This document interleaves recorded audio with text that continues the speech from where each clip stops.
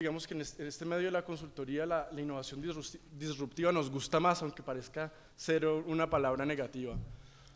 La innovación incremental, la de generar significa generar un producto que resuelve problemas existentes con métodos conocidos y simplemente hacer pequeñas mejoras. La innovación disruptiva resuelve problemas nuevos que no habíamos identificado, no habíamos podido resolver, o resuelve problemas existentes de una manera completamente diferente, que cambia la manera de hacer las cosas. Y es cuando adquirimos innovaciones disruptivas que podemos generar muchísimo valor, porque no estamos peleando por la participación de mercado, sino que estamos generando recursos completamente nuevos. Y para llevar, digamos, a la Coca al siguiente nivel, me parece que tendríamos que encontrar esas innovaciones disruptivas. Un ejemplo como para bajar los conceptos a la práctica. La invención de los móviles inteligentes, los smartphones, es un ejemplo de una innovación disruptiva. Teníamos a las panelas, como decimos en Colombia, o los ladrillos, que representaban una manera de hablar por teléfono andando por ahí. Cuando se inventaron la idea de un smartphone, BlackBerry, ¿qué pensaron? Bueno, traigamos el cómputo y que este cómputo sea móvil. Y esto permitió cambiar la industria de la música, la industria de la fotografía, y trajo todo lo que puede tener un computador al móvil y generó miles de millones de dólares más de lo que tenía anteriormente la industria de las panelas telefónicas. Anterior. La innovación incremental es hacer pequeños ajustes. Apple ahorita mismo está en aprietos porque no ha logrado sacar al mercado un producto que realmente transforme lo que lograron ellos transformar cuando sacaron el iPhone. Y estos pequeños ajustes no han logrado valorizar las acciones de esta empresa. Entonces quería mostrarles estos dos ejemplos, y cuando reflexionamos sobre el portafolio de productos en hoja de coca, en dónde estamos creando valor completamente nuevo y en dónde estamos simplemente haciendo valor marginal. Para realmente construir una industria fuerte tendríamos que tratar de buscar esas primeras disrupciones. Un comentario sobre tendencias en la innovación. Los tres grandes frentes de la innovación hoy en día son la informática, la automatización y la inteligencia artificial. Obviamente estamos en un momento donde hay innovación en todas las industrias, pero estas tres son las que se entrelazan con los demás sectores industriales y realmente están cambiando la manera como funciona el capitalismo. Algunas personas piensan que quizás para bien. Paul Mason, que acaba de sacar el libro llamado Postcapitalismo, habla del comienzo de una nueva manera de manejar la economía, donde lo que vale no tanto es la propiedad privada, sino la propiedad compartida, no la propiedad intelectual, sino la colaboración en masa y la desintermediación. Y ahí pongo los iconos de algunas empresas que representan esa nueva forma de pensar en la economía. Por ejemplo, Wikipedia, que se volvió la enciclopedia más grande y valiosa del mundo, no paga ni un centavo por su contenido, porque solamente son los voluntarios los que crean esos contenidos. Airbnb, que está presente en Popayán y en muchas ciudades, ha permitido que incluso arrendatarios puedan sacar a sus habitaciones al mercado hotelero.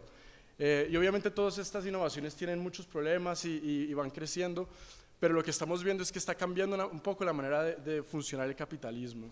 Entonces, cuando pensamos en la coca y pensamos en la formalización de empresas, tenemos que pensar también en esas tendencias y qué impacto pueden tener sobre esta industria. La innovación tiene sus riesgos. Pues ya sabemos que la innovación fue lo que más o menos llevó al problema que tenemos actualmente, los combustibles fósiles, la combustión inventada en el siglo XVIII y XIX, es lo que nos tiene con el cambio climático, la química y la manera de extraer la eggonina, perdón, no me acuerdo muy bien del nombre, y convertirlo en cocaína, etc. Es una innovación del siglo XIX. Entonces la innovación tiene riesgos: concentración de riqueza, dilución del Estado y comunidad, pérdida de privacidad, sobre todo con las tecnologías actuales, consumismo, apropiación cultural, como lo estamos viendo con la marihuana,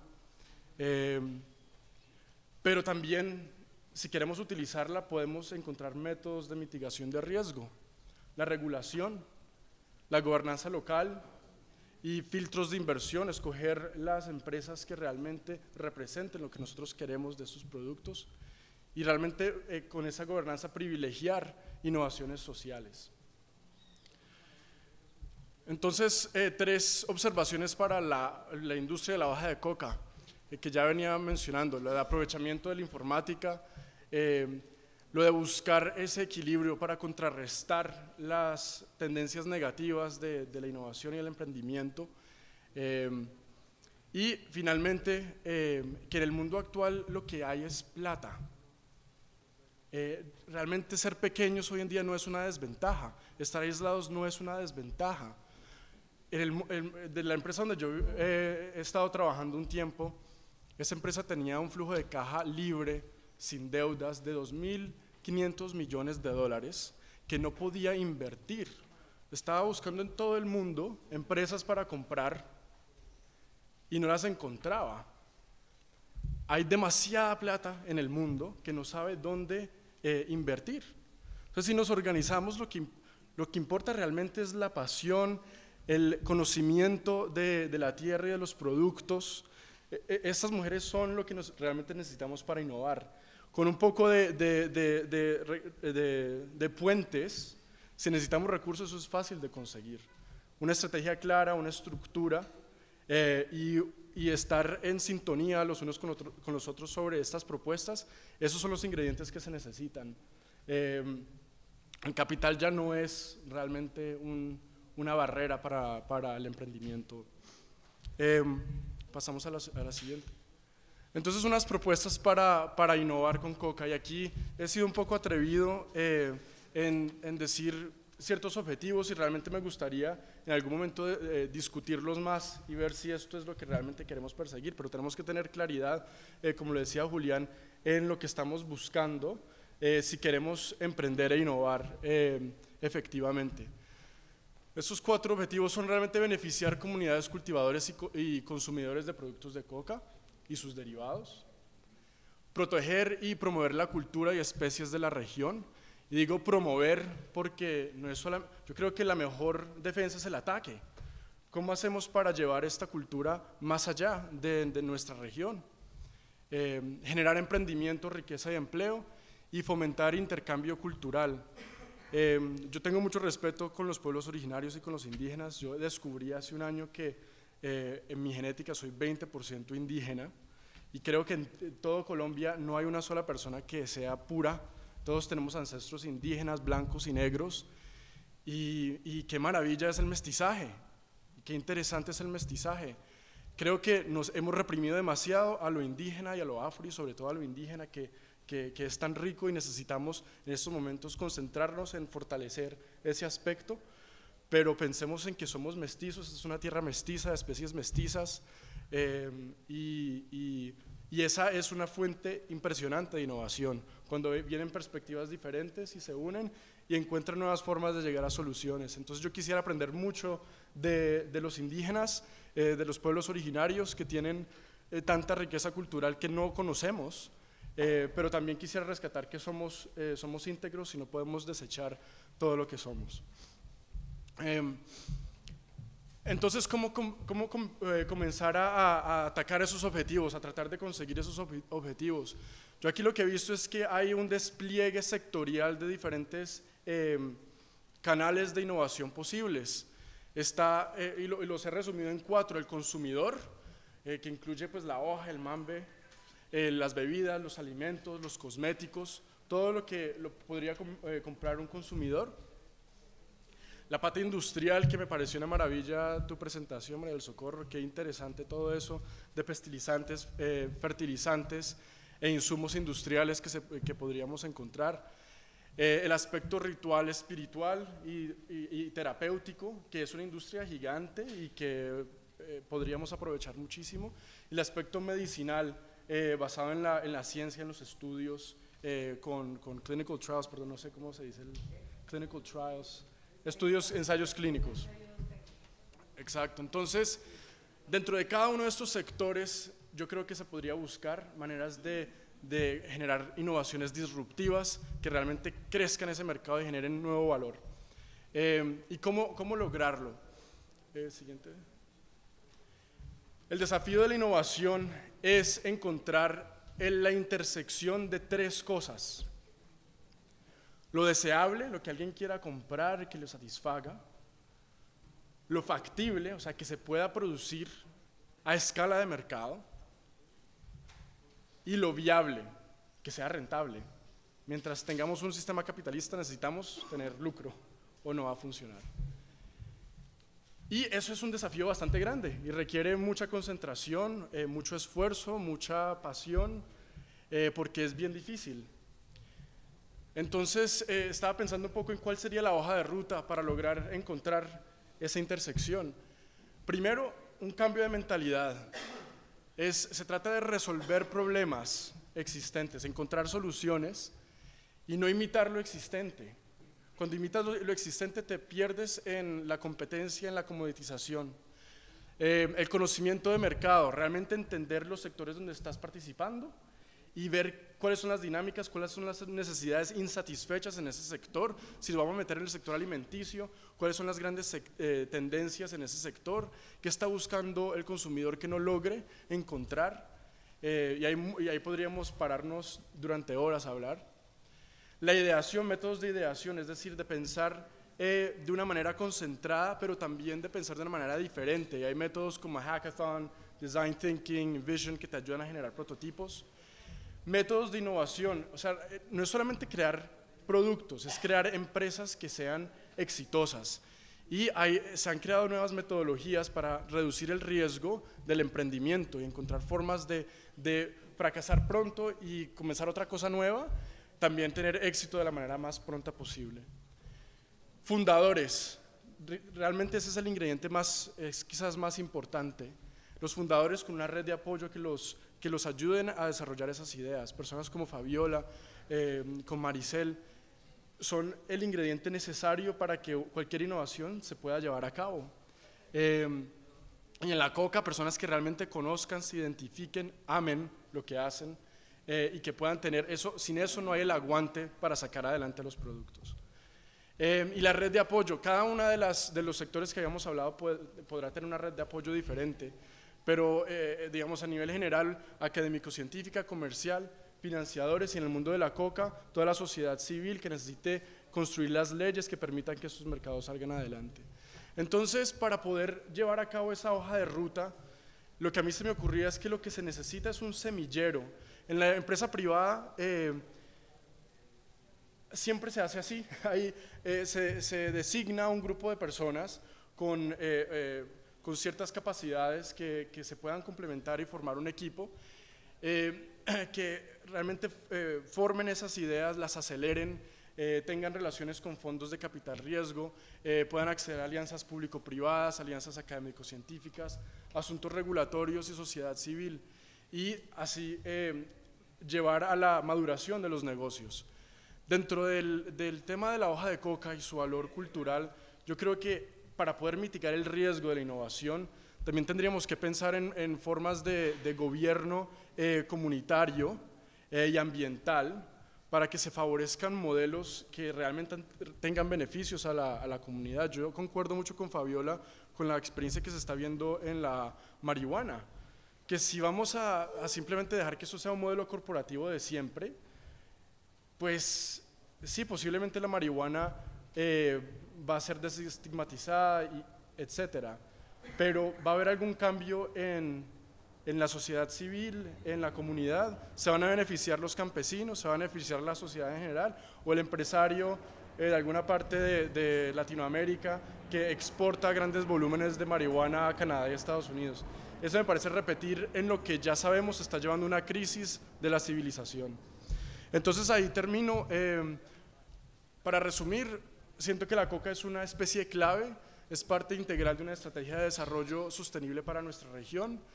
La innovación puede reforzar la coca, complementa el trabajo político, cultural y educativo, promueve una relación de iguales y dinamiza la comunidad. Para encontrar esas innovaciones disruptivas hay que echar manos de la informática y emplear metodologías de ideación y de innovación. Y finalmente un semillero que permita tanto potenciar esas innovaciones como suministrar un gobierno que privilegie las innovaciones que sí van a beneficiar a la comunidad. Eso es todo. Gracias.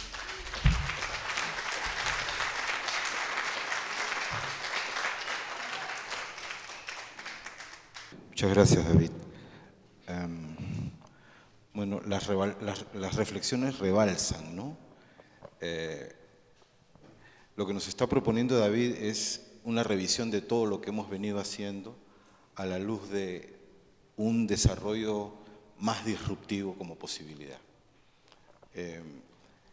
Todos estos elementos que nos ha mencionado David son elementos de alta corporación internacional. No todas las empresas manejan eso. Pero es como las armas del enemigo, ¿no?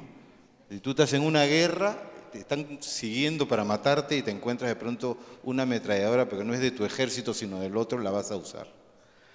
Yo sé que el ejemplo es un poco extremo, pero lo que nos está contando David es que hay ahí, en el mundo de la empresa corporativa transnacional, una serie de herramientas conceptuales y metodológicas que, utilizándose dentro del modelo holístico que la COCA implica, pueden llevarla al siguiente nivel.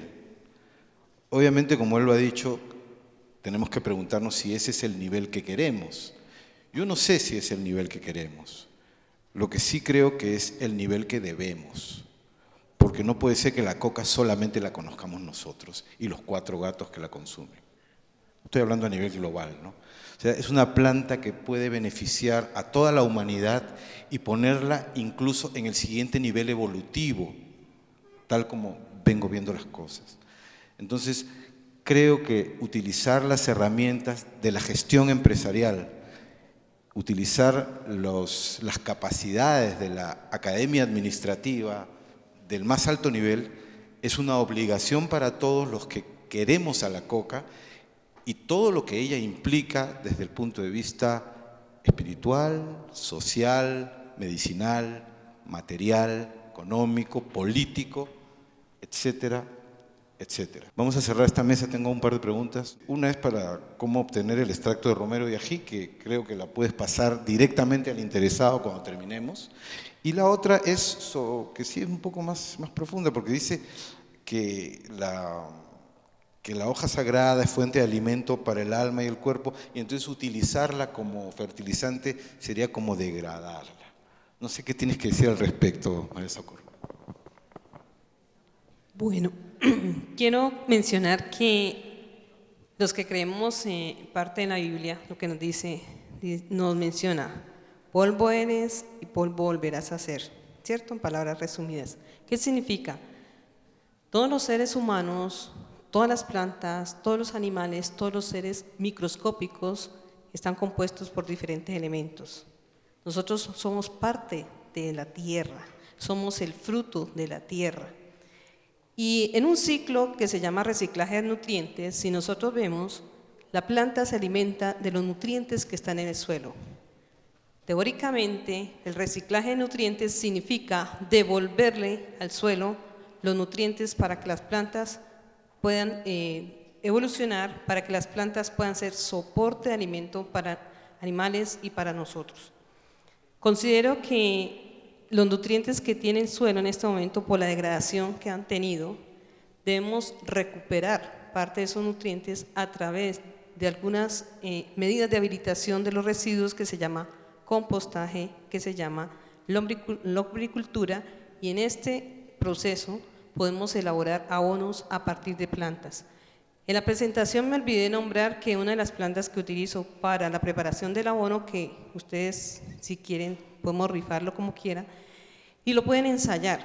Una de las plantas se llama nacedero, una de las plantas se llama ortiga, una de las plantas se llama botón de oro, una de las plantas se llaman el cadillo, entre otras. O sea, todas las plantas son el reflejo de lo que tiene el suelo.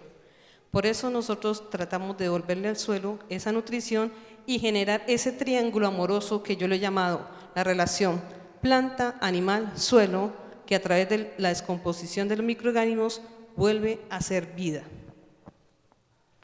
Sí, y para cerrar la idea, al final de cuentas todos somos una unidad diversa, producto de esta emanación de vida, la cual formamos parte.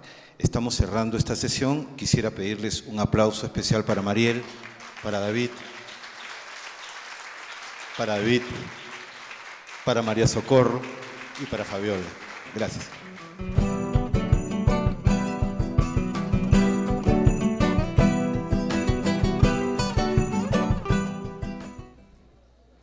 En la tarde vamos a tener el panel sobre una mirada desde las organizaciones civiles, donde están invitados la señora Graciela Tucé, presidenta de Intercambios Asociación Civil de Argentina, la señora Pinmetal, representante del TNI,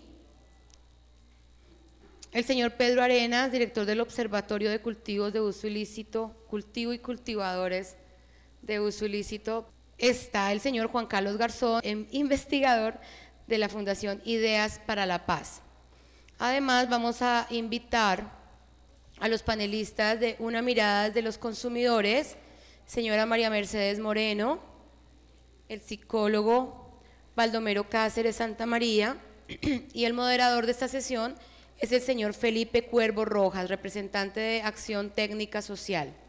Vamos a dar inicio entonces a las intervenciones por parte de Graciela Tucé. Bueno, buenas tardes. Vamos a intentar que esto sea lo menos formal en términos de exposiciones y sí una conversación.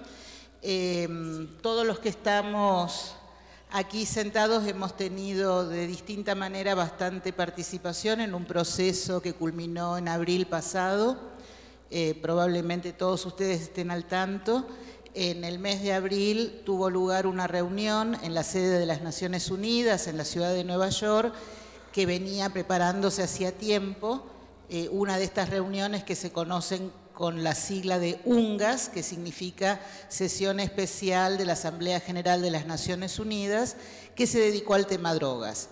El mundo había tenido una UNGAS sobre drogas muchos años atrás, en 1998, una reunión en la cual todos los países miembros de las Naciones Unidas habían acordado en una suerte de meta o de eslogan que a mi modo de ver bastante poco realista, que era alcanzar un mundo libre de drogas, y unos 20 años después se volvió a plantear reunirse para, bueno, ver un poco que esa meta que se había planteado en el 98, la verdad que lejos estamos de alcanzarla, y para muchos tampoco es una meta deseable.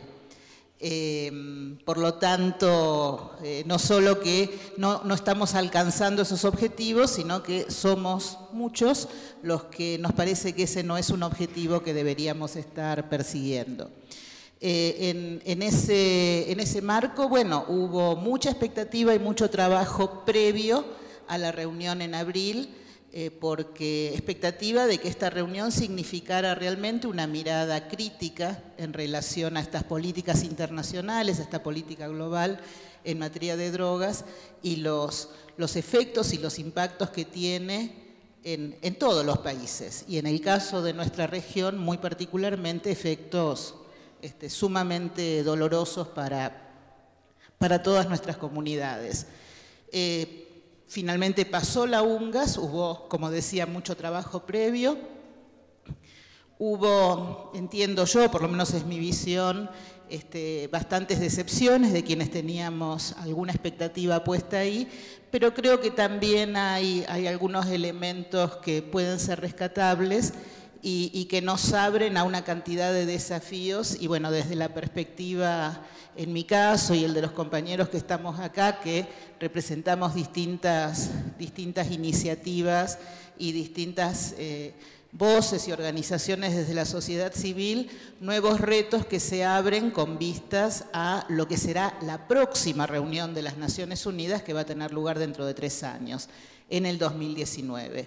Entonces estamos precisamente en el momento en que acaba de ocurrir la UNGAS del 2016, estamos todavía con ese sabor agridulce, por lo menos es mi caso, de que no, ni por lejos alcanzamos todo lo que esperábamos, pero bueno, algo se pudo avanzar, y ya preparándonos, y creo que ese es el reto fundamental para la sociedad civil, preparándonos para esto que se abre dentro de pocos años.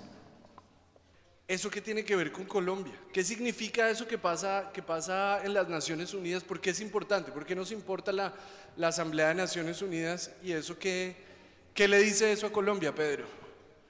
En esa sesión especial de la Asamblea General de Naciones Unidas, Colombia, el gobierno de Colombia, la Cancillería nuestra, jugó un papel importante, protagónico en todo el proceso previo preparatorio, especialmente en las discusiones de la Comisión de Narcóticos en Viena, que es donde tiene sede el organismo de Naciones Unidas para vigilar el comportamiento de todos los países respecto de sus avances o retrocesos en materia de políticas de drogas. Y Colombia, a partir de la cumbre de Cartagena, ejerció un liderazgo importante, primero a nivel de las Américas, pero luego le elevó a nivel de la Comunidad Iberoamericana y posteriormente al mismo nivel de las Naciones Unidas. El propio presidente Santos, como mencionó esta mañana Aura María, ha reconocido en varias intervenciones que la guerra de las drogas ha fracasado y que hay que ensayar nuevas fórmulas. Y con ese discurso fue que participó en el proceso de la Asamblea General. Más antes, Colombia lideró con expertos, por ejemplo, de Justicia, un grupo de alternativas al encarcelamiento en el seno de la CICAD de la OEA. CICAD es Comisión Interamericana contra el Abuso de Drogas, y este grupo planteó específicamente que para los delitos de drogas se deje de usar como la primera opción de sanción la cárcel y se contemplen otras alternativas, y para ello hizo una valoración de cómo están las cosas a nivel de los distintos países de América y realizó unos planteamientos muy interesantes que entraron a conformar parte de lo que fue impulsado como el llamado informe Insulza, que plantea distintos caminos y escenarios para cada uno de los países en América Latina. De hecho, tenemos que comentar que veníamos con un cierto alborozo por algunas decisiones tomadas por algunos estados vecinos, como el del Ecuador, que venía de realizar una especie de amnistía para pequeños delitos de drogas y especialmente para mujeres cabeza de hogar que estuvieran presas y que pudieran ir a la casa. Y estos últimos días vemos con algo de desencanto, con bastante desencanto, la vuelta atrás, un poco también como el desencanto que tuvimos en su momento con los amigos del Perú, cuando plantearon con el decreto 1241, creo que es 1241, la recriminalización de los productores en el Perú, que era un asunto que nos diferenciaba bastante a los colombianos y a los peruanos.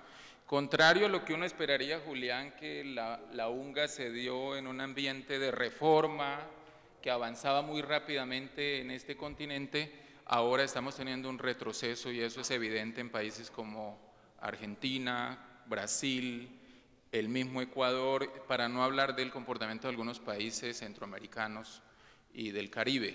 Incluso hubo países caribeños que estuvieron abiertamente en favor de la continuidad del uso de la pena de muerte para castigar delitos de drogas, debate que se dio en algún momento en el marco de las deliberaciones de la sesión especial de Naciones Unidas. Entonces no es tan cierto, para ponernos en ese plano, de que nosotros seamos en este momento los grandes abanderados de las reformas y que estemos muy cerquita de escenarios de reglamentación. Pero hay unas conclusiones, como dijo Graciela, que aunque son poquitas, nos sirven a nosotros los colombianos. Por ejemplo, en la declaración política de la Asamblea se reconoce que los cultivos existen por razones sociales, se reconoce las implicaciones sociales, ambientales, políticas que han motivado que muchas comunidades expandan sus cultivos y al final terminen estos convertidos en materia prima para el mercado de drogas. Pero también se reconocen una serie de nuevos principios y de alguna manera se atan conclusiones de la sesión de la Asamblea General con objetivos de desarrollo sostenible o objetivos 2030, que plantean reducción de pobreza rural, presencia efectiva del Estado en los territorios, entre otros factores. Y hay un elemento que también llevó Colombia y que al final termina consignado en la declaración, que es el del llamado principio de construcción de paz a partir de las mismas políticas de drogas. Y eso aplica muy bien para el caso nuestro en la coyuntura que tenemos de los diálogos entre gobierno y FARC, que se expresan en el acuerdo del punto 4. Ese punto 4 se está discutiendo en este momento en La Habana, porque solo queda ese punto de la agenda, el 6, de implementación y verificación para saberse exactamente dónde se va a poner en práctica ese punto 4. En ese punto 4, si bien hubo un enfoque muy fuerte en sustitución de cultivos, asunto que compartimos nosotros, como fue manifestado esta mañana, tiene muchas limitaciones y no deja de lado el enfoque prohibicionista, contiene algunos elementos que son interesantes. Para nosotros es interesante que allí se estima que la participación comunitaria debe ser protagónica. Si es protagónica en el caso de comunidades campesinas, tiene que serlo mucho más al amparo de convenios internacionales para el caso de pueblos indígenas y pueblos afrodescendientes. En el punto 4 también se contempla algo que no ha sido suficientemente comentado, que es el del tratamiento penal diferencial. El tratamiento penal diferencial implica que los productores encuentren una alternativa que les saque del ámbito penal. A propósito de eso, nosotros hicimos un informe sobre encarcelamiento de campesinos indígenas y afros provenientes del ámbito de la producción, y Popayán fue uno de los escenarios que nosotros miramos la cárcel de San Isidro y la cárcel La Magdalena, conocida popularmente así, y pudimos solamente con la información proveniente de esas dos cárceles controvertir la información que tenía el Instituto Nacional Penitenciario y Carcelario, que señalaba que solamente había 90 personas por ley 30 por el delito de cultivo o financiamiento de plantaciones. Son muchos más, realmente. Lo que pasa es que en muchos casos nuestros campesinos indígenas o afros no son capturados o procesados por el delito de plantación o financiamiento, sino también por porte, que es lo que más se registra a partir de las capturas en terreno.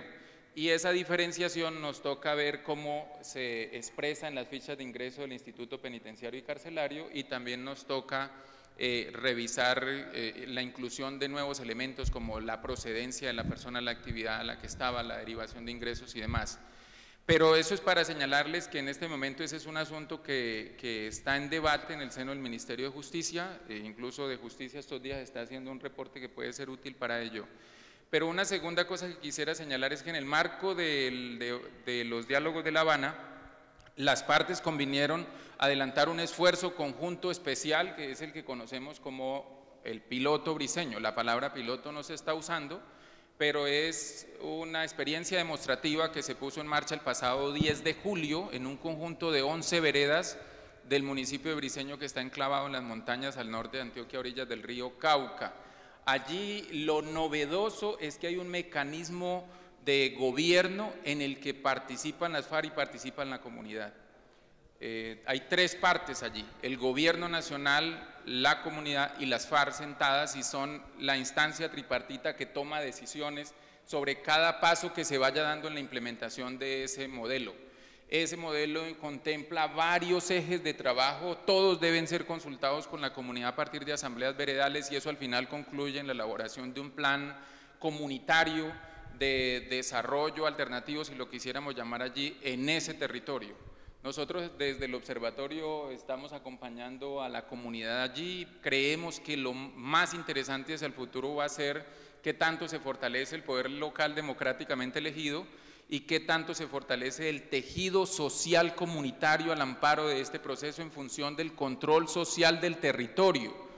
Y eso ya de por sí sería una gran ganancia, y le hemos planteado abiertamente al gobierno y a las FARC que la medición no puede ser cuántas hectáreas de coca se erradicaron, se disminuyeron, sino cuánto grado de desarrollo efectivamente llegó a esa comunidad.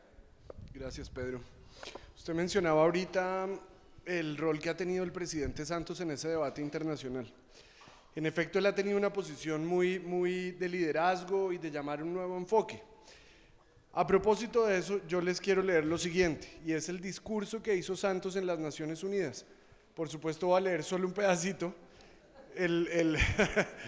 La gran mayoría del discurso es pidiendo un nuevo enfoque, pero dice lo siguiente: Colombia no aboga por la legalización de las drogas. Colombia, que no quepa duda, seguirá atacando el crimen organizado, sustituyendo los cultivos ilícitos por lícitos e interceptando barcos y aeronaves del narcotráfico. Porque para Colombia la lucha contra las drogas no es solo un imperativo moral, es un asunto de seguridad nacional. En mi opinión, esa es la definición de la guerra contra las drogas. ¿Cómo lee la comunidad internacional la posición de Colombia frente a este tema de las drogas, Pin? Sí. Bueno, me da mucho gusto representar a la comunidad internacional aquí. Bueno, la verdad, con bastante expectativa,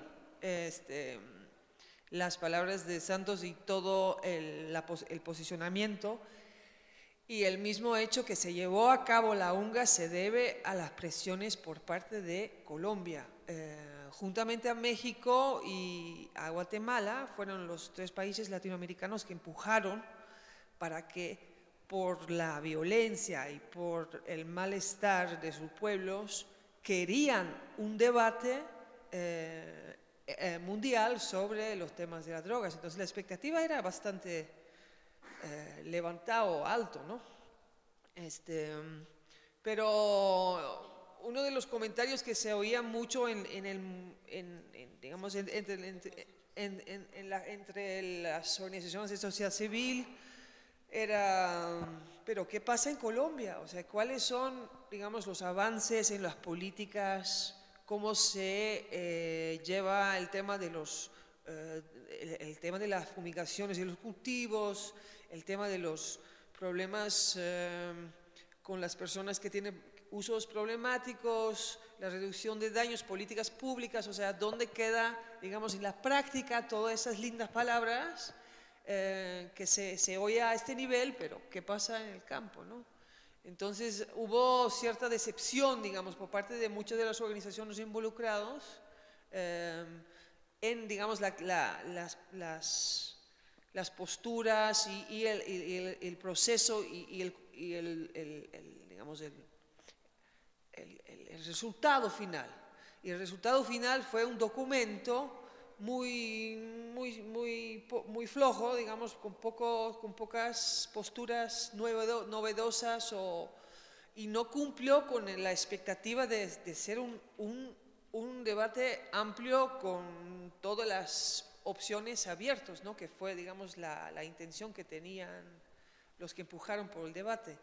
Lo que sí se logró establecer, y creo que es uno de los puntos más importantes de esta UNGAS, es que la pretensión de que hay un consenso mundial y que hay una unidad de posición realmente con esta UNGAS se ha roto. O sea, simplemente la divergencia creciente entre posiciones entre los Estados miembros del mundo sobre los temas de política de drogas ha sido tan clara y tan evidente que ya no se puede pretender que hay un consenso.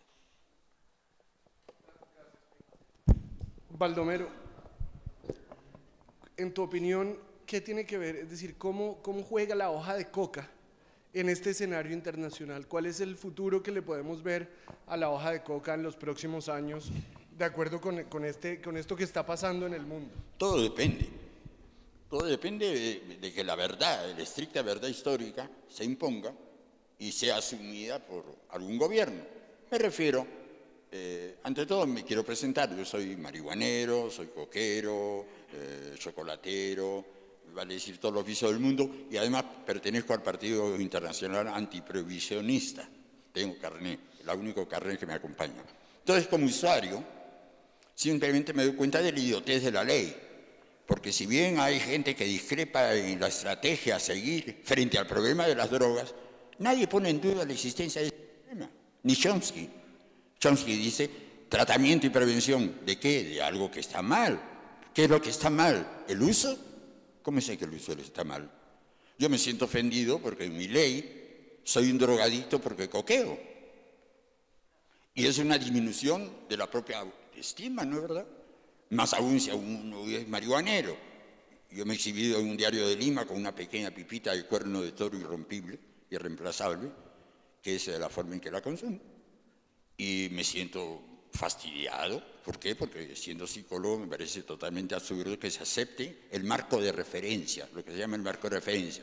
O sea, los límites de nuestro pensamiento, como las soluciones propuestas, están pensadas dentro de los límites del problema de las drogas. ¿Cuál es el problema?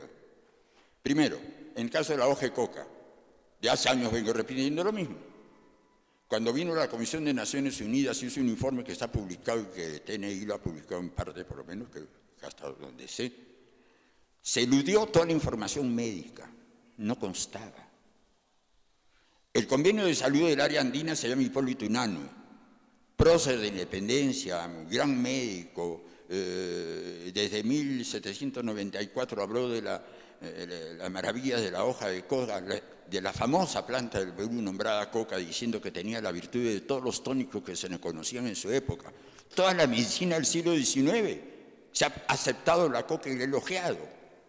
Toda la medicina, tanto la europea como la norteamericana. Hay un famoso libro que le recomiendo a todo el mundo que le interese, se llama History of Coca, de Gordon Mortimer, de 1901, haciendo un resumen de todas las virtudes médicas. Por eso cuando ahora vienen y dicen, no, para ser considerado medicina hace falta investigación, yo digo, por favor, ante todo el reconocimiento de lo que ha dicho la medicina, ¿qué pasó con esa información? No aparece en el informe de Naciones Unidas que condenó a la coca. ¿Qué aparecen? Trabajos de una escuela psiquiátrica del Perú, que habían comenzado a hablar desde 1913, habían comenzado a hablar del cocainismo de la raza indígena, y ellos construyen el estigma para la hoja de coca, estigma que se lo aplican porque tenía cocaína, a su vez un estigma que no tenía ninguna fundamentación científica. La cocaína tenía un uso en farmacia, yo conté el otro día hasta las pastillas de mentor, cocaína y borax para el dolor de garganta que se consumían al comienzo de los 50 en el Perú, ¿no verdad? Entonces, ¿en qué se basa todo? Claro, ustedes me dirán, es fácil decir fuera la psiquiatría, a Jorge Hurtado se lo dije, pero es que la psiquiatría es la teología del mundo moderno racionalista, necesitaban un sacerdocio. Y el mundo racionalista agarró a los psiquiatras. Entonces ellos iban a ser responsables del ser humano y les dieron la autoridad. Y el poder se valió del discurso psiquiátrico para imponer un dominio general que aún hoy nos tiene prisioneros cuando hablamos del problema de las drogas, o el problema de la marihuana, o el problema de la hoja de coca, y de la propia cocaína. La cocaína es una sustancia que de por sí podría estar en la farmacéutica regional. La farmacéutica regional reclama la hoja de coca y trabaja con sus componentes. Maravilla, se acabó el problema. Pero claro, acabar el problema es acabar con el beneficio de una serie de sectores indeseables de nuestra propia sociedad que están no solamente en el sector, sino están en los sectores formales y hasta los más altos niveles, ¿no? Entonces, si la cocaína se sabe, cuando querían poner perros, no sé dónde en Lima, yo dije, perfecto, pues pongan perros a la entrada de la Cámara de Senadores, ¿no verdad? Porque francamente es una hipocresía, y ahí es donde yo vengo en otro aspecto, a decir que el problema es un problema moral, de hipocresía, en la cual sabemos las cosas que suceden, no se dicen en voz alta, de una forma u otra somos cómplices y no nos damos cuenta que seguimos simplemente siendo la corte de una guerra absurda contra la salud humana, porque estoy convencido que el uso extensivo de marihuana y de hoja de coca va a solucionar una serie de los problemas que llevan a la gente a los consultorios de los psiquiatras. Quizás por ello son enemigos de esa sustancia, ¿no verdad? Es un poco como el sacerdocio católico enemigo del sexo, ¿no? Crearon toda la mitología cristiana basada en que el sexo era malo, etcétera, la prohibición y luego la corrupción y el confesionario. El psiquiatra es el confesor de la gente que cree en ese sacerdocio que no tiene ningún fundamento científico y que simplemente es un discurso que ha construido una torre dentro de la cual todos de una forma u otra nos vemos obligados a vivir hasta en el lenguaje que utilizamos. Yo no creo en la adicción, creo en la afición, y afición a sustancias de distinta calidad. Y cuando se usa mal una sustancia hay que darle una sustancia mejor. Heroína, opiáceos suaves, el áudano diluido en un alcohol que se vendía en goteros y contaba con todo el siglo XIX y también en el XX. Mi abuelo mismo tomaba todavía láudano en gotero, ¿no, verdad? ¿Por qué? Porque la sustancia buena va a quitarle el apetito con una sustancia que es más nociva y vamos a conseguir un progreso en la salud. Ahora, que las esferas formales no quieran asumir este discurso, ese no es mi problema. Ese es el problema de las instancias formales que, en fin, yo aprendo como decir que todo esto está basado en una mitología cristiana en el fondo, ¿no, verdad? En el cual se ha reemplazado el pecado por la autoculpa del consumidor, que por eso no sale del closet, como si salieran del closet en Lima todos los políticos que la usan. Qué maravilla, sería una manifestación colectiva. Pero, en fin, tú haces un asunto interesante, y es que enlazas lo que ocurre en el escenario mundial, con las Naciones Unidas, con demás, lo enlazas con los derechos de las personas, con los derechos humanos, con el derecho del consumidor. Y yo quisiera entonces en este punto preguntarle a María Mercedes, desde el punto de vista de los consumidores, ¿cuáles son esas 2 cosas o 3 cosas que tendrían que cambiar en el escenario internacional para que la persona, el usuario de drogas, tenga un consumo más seguro, para que no esté estigmatizado, para que desarrolle sus derechos con mayor amplitud? Pues para serte franco, yo veo las convenciones no como camisa de fuerza, pero yo sí pienso que uno parte de lo local, de lo nacional. Entonces yo quería como más mencionar lo que está pasando en Colombia, que me parece supremamente interesante y está relacionado con el cultivo y consumo, para que enfoquemos todos los... Entonces la convocante delegación colombiana en UNGAS logró meter una frase que es sobre los cultivos, ¿no? Reconocer los usos históricos de los cultivos que ahora son ilícitos y con consideraciones ambientales, porque hay que tenerlo muy presente.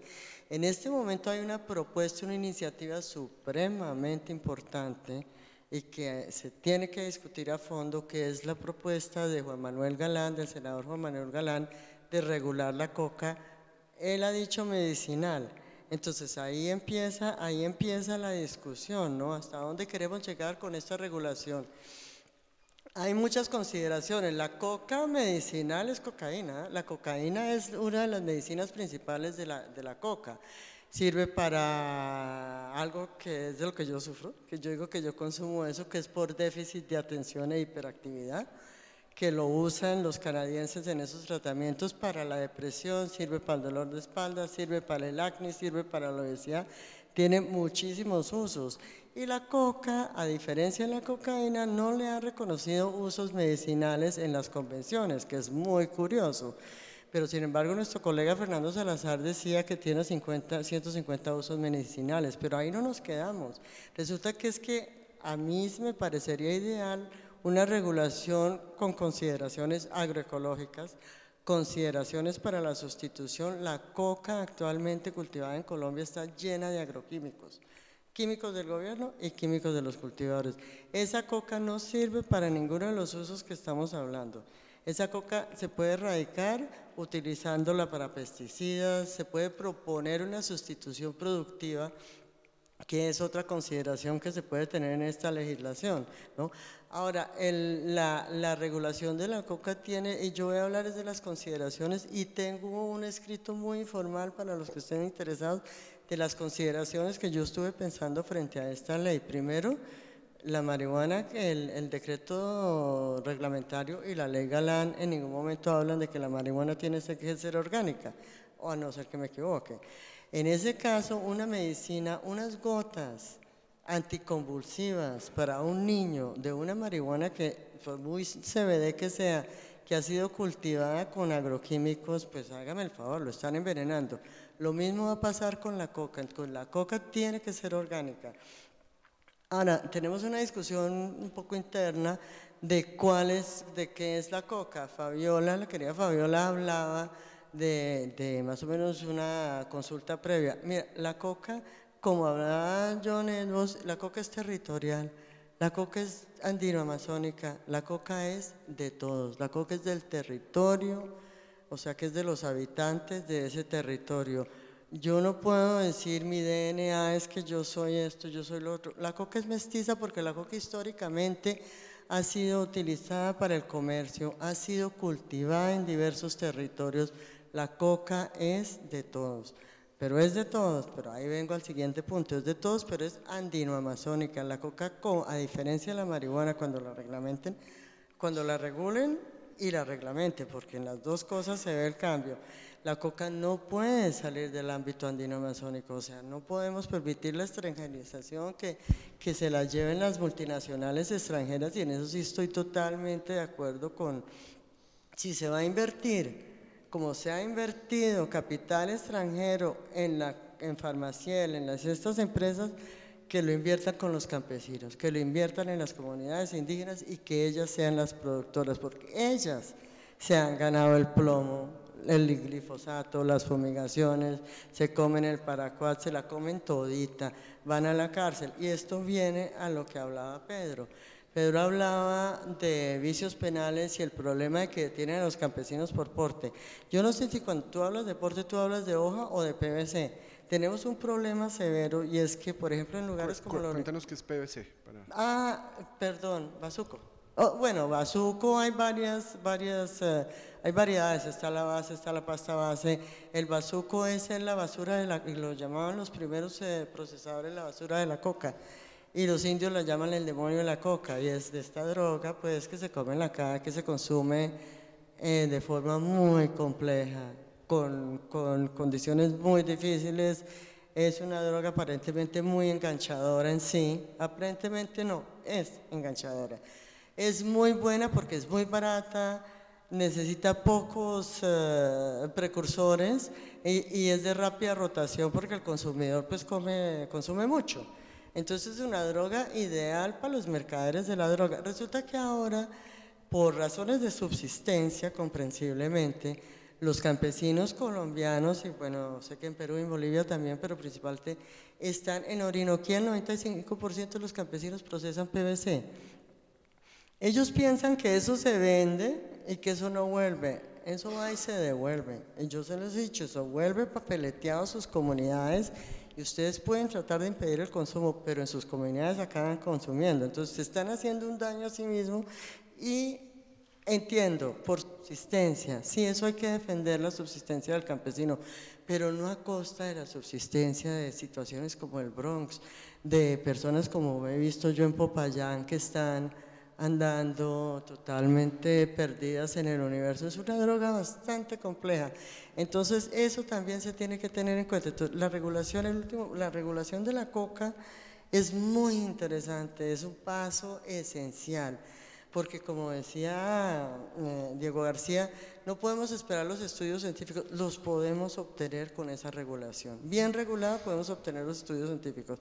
Y lo otro es que detrás de eso esperamos, y es absolutamente indispensable. Yo tengo un nombre, es una regulación, tiene que ser nacional, o sea, para la industria nacional, tiene que ser orgánica, debe ser, sí, o sea, para que detrás de esto, o sea, para productos agroecológicos, productos medicinales, productos alimenticios, y de que detrás de esto venga la regulación del consumo, y del consumo complejo, porque se los digo como consumidora, tenemos un mito montado sobre la cocaína, pero pues yo me automedico, después descubrí que era automedicación, primero fue como por todo el gusto, y después descubrí que como es bueno para la hiperactividad y yo soy súper acelerada, entonces que me sentaba de maravilla. Pero la cocaína, desmitifiquémosla, pero entremos a discutir las cosas. Tú ibas a hacer una... Sí, y quería abordar ese tema de los usos médicos de la cocaína y de la regulación. Lo primero con una anécdota, y es una anécdota paradójica y yo pensaría que triste, y es que los usos médicos de la cocaína en Colombia están relacionados principalmente como un anestésico maxilofacial. Eso se me olvidó. Y Colombia es un importador de cocaína. La cocaína que se vende, que se usa en Colombia como anestésico maxilofacial, los odontólogos, es importada de Estados Unidos. Y la importamos, tal vez la última vez, ya no se usa casi, pero la última vez fue hace unos 6, 7 años, importaron 170 gramos. Sí.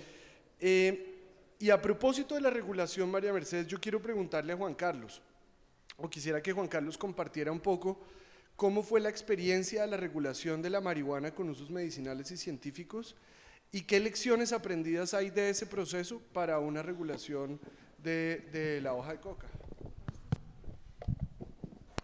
Bueno, buenas tardes. Yo quisiera comenzar por una aclaración, y es que si bien estoy en un panel de la sociedad civil, pues he trabajado apoyando al gobierno nacional, asesorando algunos temas, y me parece muy importante esa aclaración para no solamente reconocer el valioso trabajo que hace la sociedad civil, y que mal yo haría en ponerme al lado de Graciela o de Pino, que llevan mucho tiempo luchando por estas cosas, y que además las cosas que han pasado en buena parte ha sido una sociedad civil muy pujante y que ha impulsado los temas. Mi tarea ha sido más bien tratar de crear puentes, y en ese trabajo tratar de influir desde adentro y tratar de cambiar un poco las cosas desde adentro. Dicho eso, pues en el tema de la regulación de la marihuana creo que ha generado distintos debates, y creo que genera distintos aprendizajes que deberían tenerse en cuenta para la regulación de la hoja de coca para usos científicos y medicinales, y yo no descartaría que comerciales. Lo primero es que, ¿cómo se hizo para hacer eso? Y es que mucha gente decía, creo que es la primera lección, que no era necesaria una ley y que era suficiente con un decreto.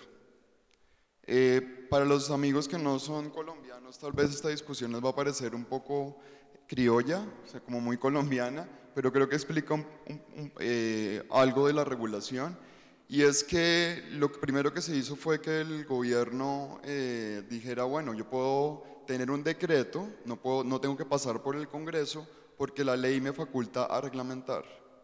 Una ley que viene desde el 86 y que ningún gobierno se había atrevido a reglamentar. Y se hizo el trabajo. Lo que pasa es que todo lo que uno puede hacer por el decreto, las cosas que se necesitan para una regulación, no todas pueden pasar por un decreto. Les doy dos temas concretos. Un decreto no puede hablar de impuestos. Un decreto no puede imponer sanciones. No tiene la facultad para imponer sanciones. Entonces se hizo el decreto, y en el decreto no se cobraban por las licencias, es decir que cualquiera podía acceder a una licencia sin pagarle un peso al Estado colombiano.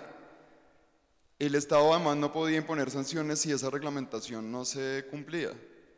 Por eso la ley Galán después, la ley que presentó el senador, complementó lo que se había hecho antes, y ahí hay una primera lección. Y es que una regulación obviamente que necesita impuestos, obviamente que necesita sanciones, pero yo además destacaría un tema político, y es que es muy distinto una reglamentación que la hace el Ejecutivo de puertas para adentro a una reglamentación que tiene la participación del Congreso, ¿no? Eso creo que el segundo punto que yo destacaría en términos de las lecciones aprendidas es el tema de que hay que definir el debate en sus justas proporciones. Con el tema de la marihuana medicinal, el debate estuvo súper disperso. Es decir, se confundía todo el tiempo el tema de la marihuana para uso recreacional con el tema de la marihuana para uso medicinal, con el tema de la marihuana para uso científico, y eso creó mucho ruido. Y cuando uno pone el tema del debate en sus justas proporciones, pues tendría que decir que bajo ninguna de estas consideraciones la regulación como se está siendo presentada es una solución para el tema de los cultivos ilícitos en Colombia. Es decir, eso va a afectar territorialmente algunas zonas, pero si uno, y eso lo saben muy bien los que han recorrido territorios, hay varios municipios que no les gustaría seguir sembrando coca. Hay varios municipios que tienen iniciativas concretas para usar la coca legalmente. O sea, digamos, esa diferencia territorial creo que también es muy importante.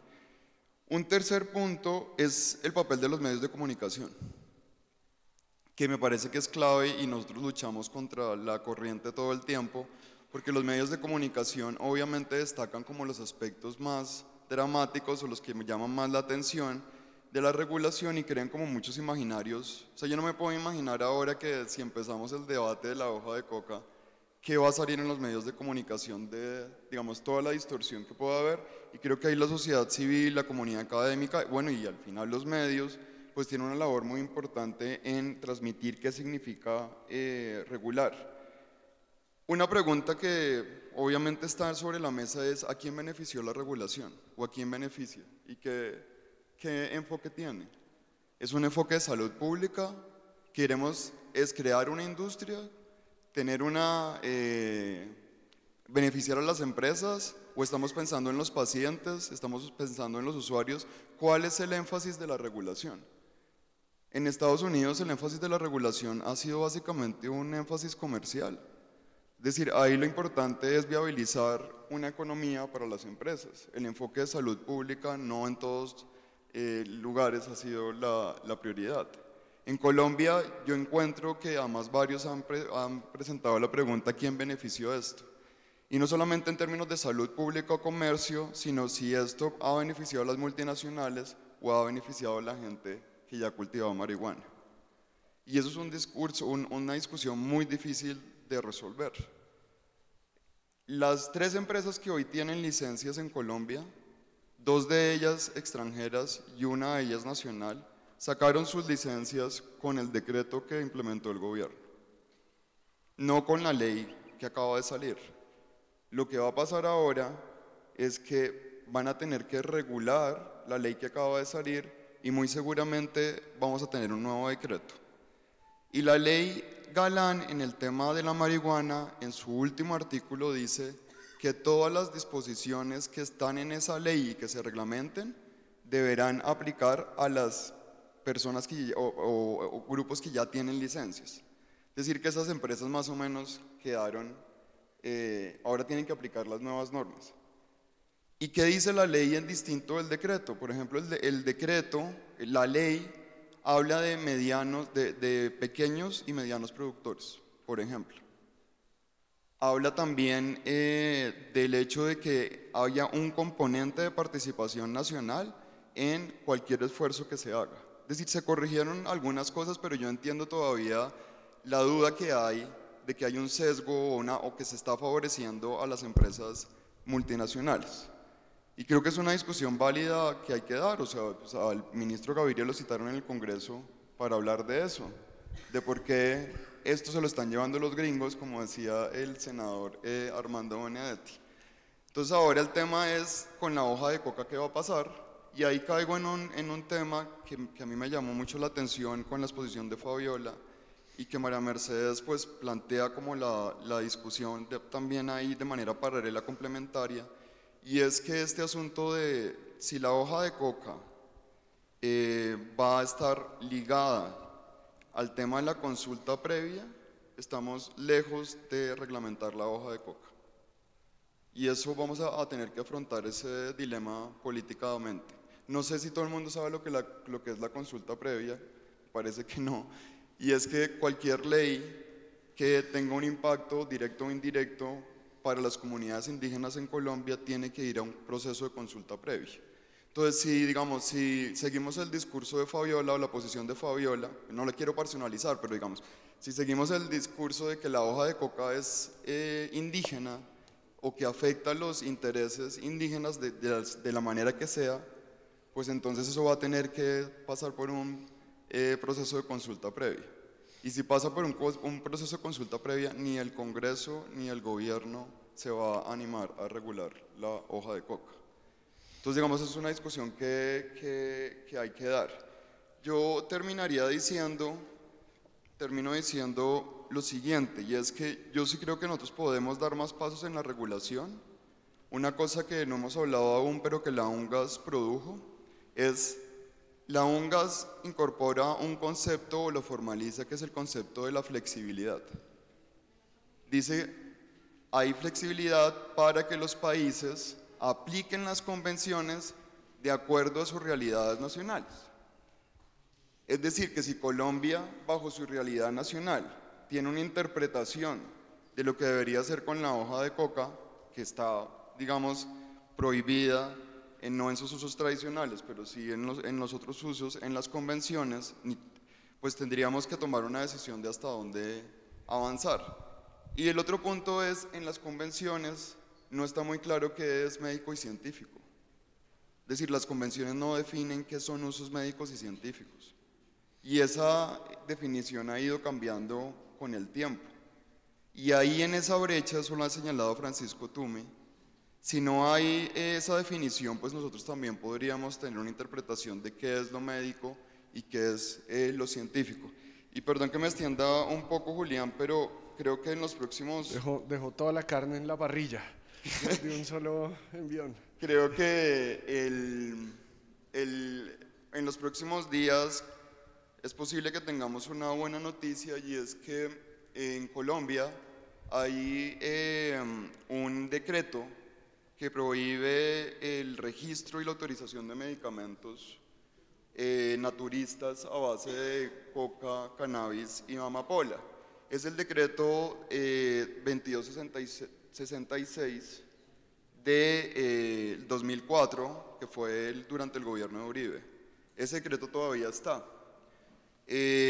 Yo creo que es muy posible que en las próximas semanas o meses tengamos una vía libre para que se pueda. Es que hoy no se podía presentar, se estaba bloqueada la presentación, digamos, de esos productos aquí en Colombia.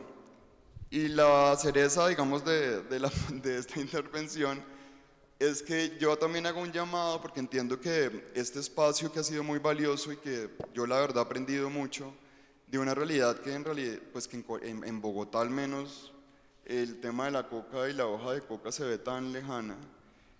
Entendiendo este esfuerzo internacional o entre distintos países, me parece que para el debate es muy importante traer algo que el Transnational Institute ha puesto sobre la mesa, que es el tema de la modificación inter se de las convenciones.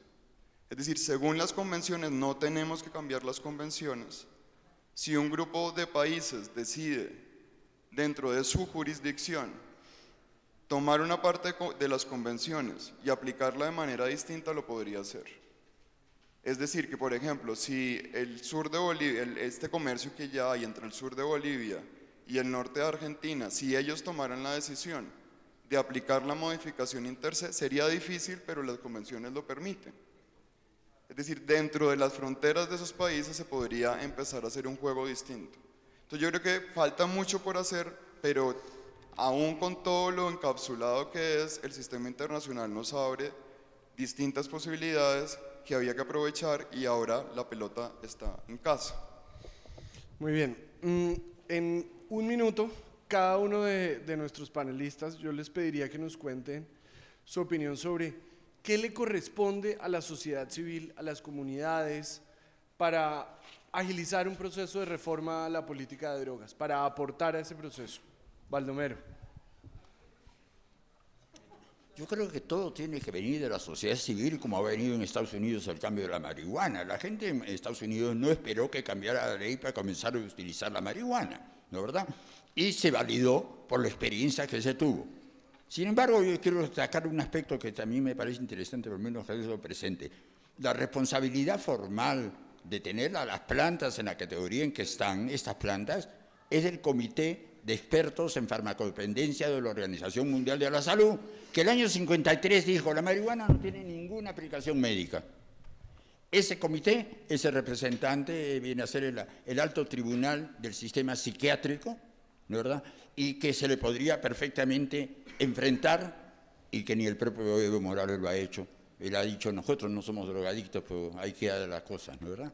Entonces yo creo que habría de la parte de la sociedad civil asumir la verdad histórica, ponerla a un medio de comunicación, y así como en el Perú se cambió la imagen de la coca en 30 años y ahora se consume en harina en todas las esferas, cambiar la imagen internacionalmente, para lo cual hace falta entrar en la prensa internacional, evidentemente. Definitivamente que tiene que existir una plataforma andina de productores, industrializadores, comercializadores, que siga haciendo lo que ya están haciendo los compañeros de todos estos emprendimientos que hay aquí afuera del hotel, eventos como este, muchos más diálogos y mucha más convocatoria a la academia, a los medios, a todos los sectores a donde más podamos llegar con los distintos mensajes que ha venido situando este movimiento de este foro, con una cosa de manera muy respetuosa, es que tenemos que reconocer a la planta de la hoja de coca con todas sus potencialidades,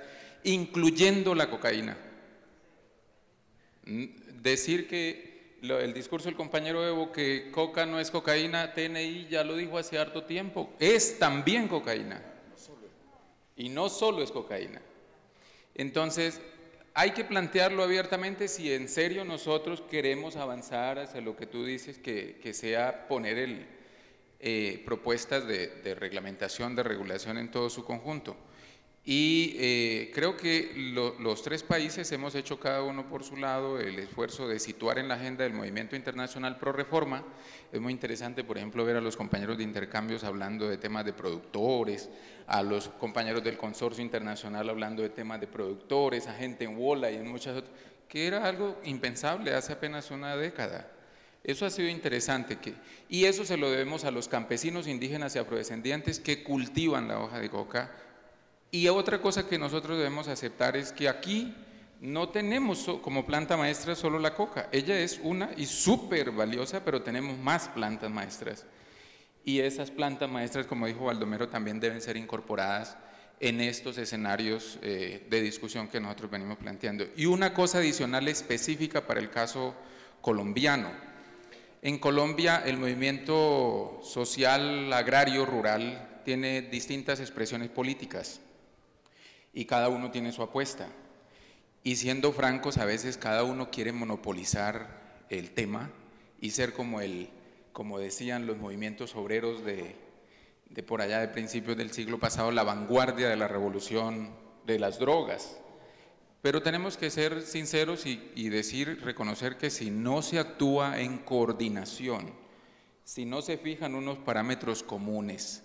Entiendo que, por ejemplo, en la última minga indígena, campesina, étnica y popular, aquí en el Cauca justamente, se empezó a plantear con claridad eso. Y lo digo con mucho respeto porque en ese movimiento rural hay unos compañeros que consideran que aquel que no hace con la hoja de coca lo mismo que yo hago, entonces es enemigo o es rival.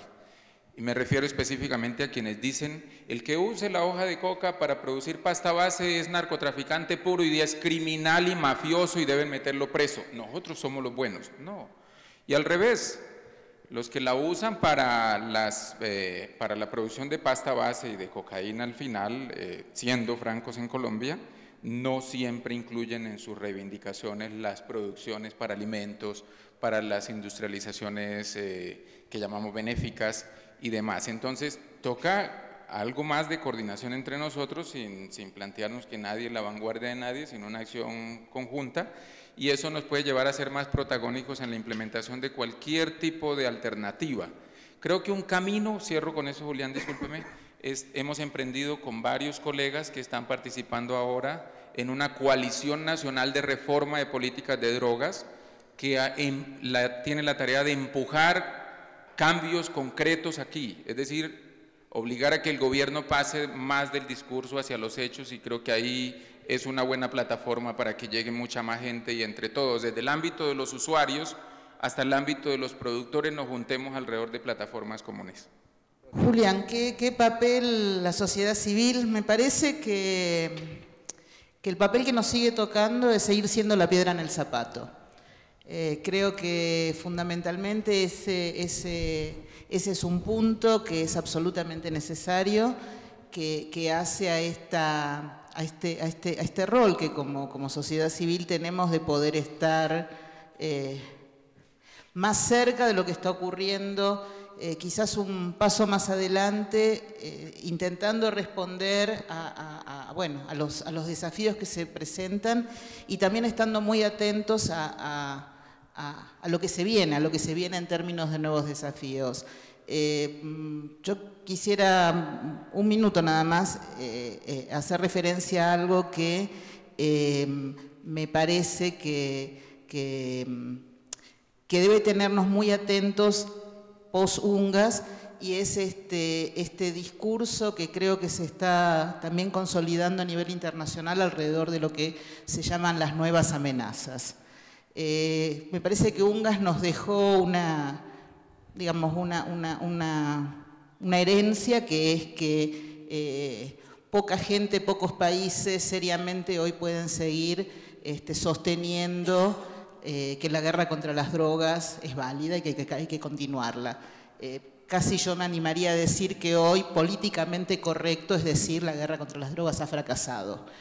Ahora, este discurso me parece que estamos corriendo el riesgo a nivel internacional de que sea reemplazado por un nuevo discurso tan o más peligroso que el de la guerra contra las drogas, que es la lucha contra el terrorismo, la lucha contra el crimen transnacional, que rápidamente me parece que está reorientando fuerzas a nivel internacional para continuar controlando, doblegando y subyugando probablemente a los mismos sectores. Entonces me parece que desde la sociedad civil tenemos ese compromiso de estar atentos a estas nuevas señales y también de ampliar el espectro de alianzas. Y aquí coincido absolutamente con esto que señalaba Pedro.